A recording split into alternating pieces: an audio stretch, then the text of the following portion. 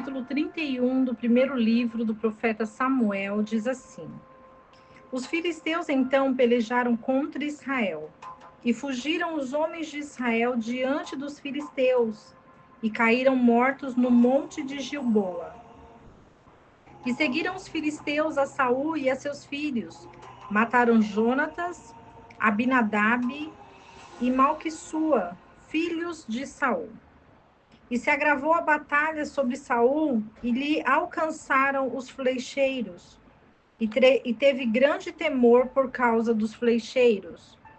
Então disse Saul ao seu escudeiro: Tira a tua espada e me atravessa com ela, para que não venham estes incircuncisos e me atravessem e escarneçam de mim. Mas o seu escudeiro não quis, porque tinha grande temor. Então tomou Saul a espada e se lançou sobre ela. E vendo seu escudeiro Saul morto, ele também se tornou sobre sua espada e morreu com ele. Assim morreu Saul naquele dia, junto com os seus 3 filhos e o seu escudeiro e todos os seus homens. E os homens de Israel que estavam do outro lado do vale e do outro lado do Jordão, vendo que Israel tinha fugido e que Saul e seus filhos estavam mortos, deixaram as cidades e fugiram. E os filisteus vieram e habitaram nelas. E aconteceu que no dia seguinte, quando os filisteus vieram a despojar os mortos, acharam Saul e seus 3 filhos estendidos no monte de Gilboa, e lhe cortaram a cabeça, e lhe despojaram as armas, e enviaram pela terra dos filisteus em redor, para que o noticiassem no templo dos seus ídolos e entre o povo. E as suas armas puseram no templo de Astarote, e penduraram o seu corpo no muro de Bet-sean.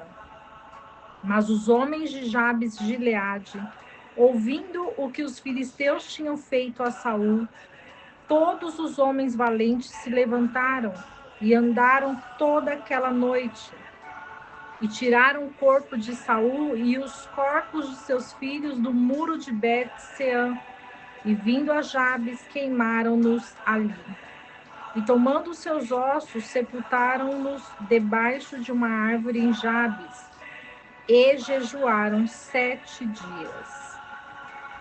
O capítulo 31 do primeiro livro do profeta Samuel vai falar sobre o fim de Saul e dos seus filhos. Saul, ele já tinha uma palavra decretada na vida dele, e por isso, por essa razão, Saul, ele não se arrependia. Saul, ele queria perseguir Davi. Saul queria matar Davi. E isso não saía do seu coração. Por isso, Saul, ele teve um decreto, e diante da batalha, morrem os seus 3 filhos, e ele acaba tirando a sua própria vida, porque Saul não admitia ser morto pelos filisteus, porque Saul, ele era da tribo de Israel.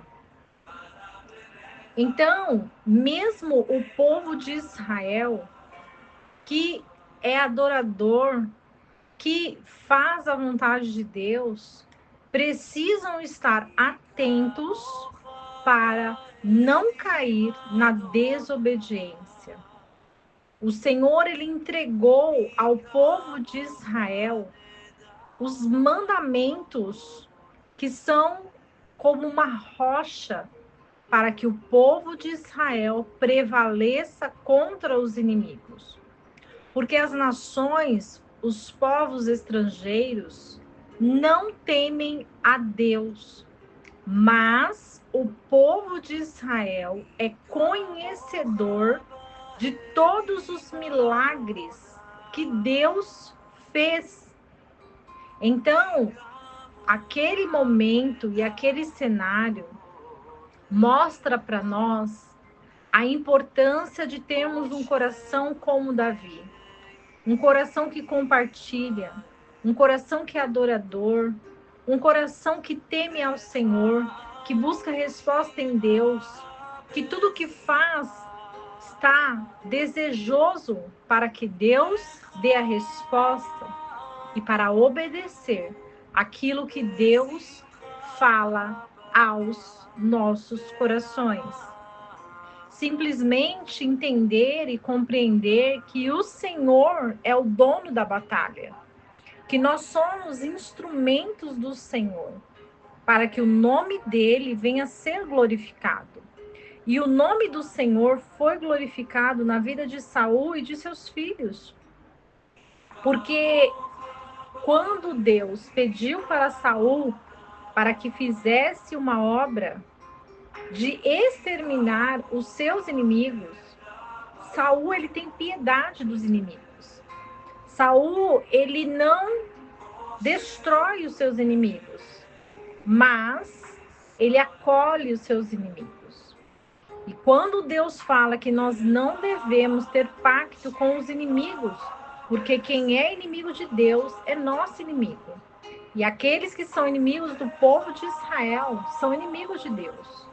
Então, por isso, nós devemos ter em mente que o Senhor, ele é Deus soberano, ele é poderoso, ele é justo e ele é fiel.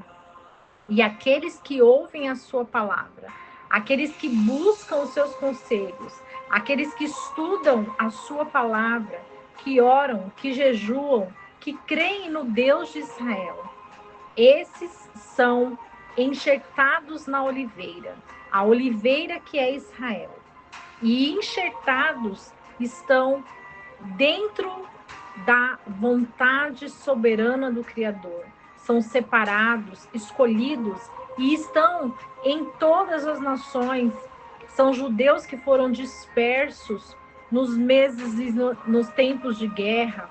São judeus que praticam costumes, que gostam de ouvir a palavra, que querem estudar, que querem conhecimento, que têm sede da presença do Senhor, que têm vontade de viver, de servir, de entender os preceitos, de conhecer a soberania. E isso alegra o coração do nosso Deus. O Senhor, ele se alegra daqueles que o buscam. O Senhor, ele se alegra daqueles que clamam por ele. O Senhor se alegra daqueles que são gratos por tudo que ele faz.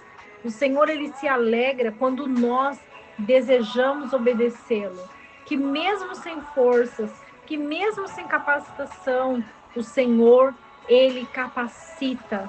O Senhor, ele escolhe, ele separa, ele anuncia, ele guia os nossos passos, porque é diante da presença dele que nós nos despimos de toda a nossa humanidade, de todo o nosso eu, de todo o nosso ego, de todo o nosso orgulho, e colocamos as nossas vidas perante o Criador, perante aquele que pode todas as coisas, porque sem Deus nada nós podemos fazer.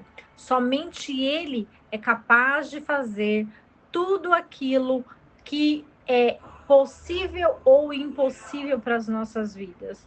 Por isso, quando nós declaramos com os nossos lábios, Senhor, eis-me aqui, Senhor, envia-me, Senhor, usa-me, Senhor, me prepara, Senhor, me capacita, Senhor, me ajuda, Senhor, me livra, Senhor, me abençoa, Senhor, me prospera, Senhor, eu confio em Ti. O Senhor, Ele se alegra porque nós recordamos dele. Nós reconhecemos que há um Deus grandioso, soberano, acima de tudo e de todos. Que essa palavra venha ser enraizada nos nossos corações, que possamos confiar no nosso Deus e que possamos sempre lembrar do versículo que diz: conhecereis a verdade e a verdade vos libertará.